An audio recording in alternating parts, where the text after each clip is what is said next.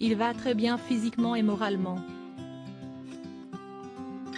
Alors qu'il fête ses 85 ans ce jeudi 5 janvier, l'ancien monarque espagnol Juan Carlos a mis ses soucis de santé au placard et va donc très bien, d'après certains de ses proches qui se sont confiés à l'agence de presse EFE, principale agence de presse en langue espagnole.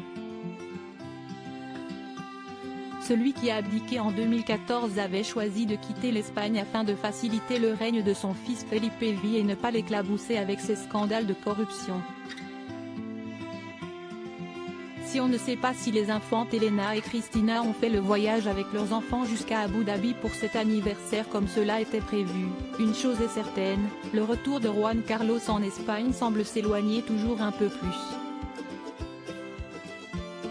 L'ancien monarque serait fatigué du traitement que certains lui réservent, se concentrant sur les scandales plutôt que sur les succès de son règne.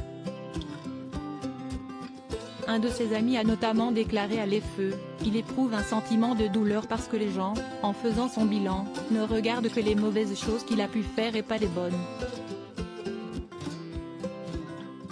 Un ancien roi discret depuis son départ pour Abu Dhabi, Juan Carlos ne s'est rendu qu'une seule fois en Espagne, entre le 19 et le 23 mai 2022, a rapporté le site Hola.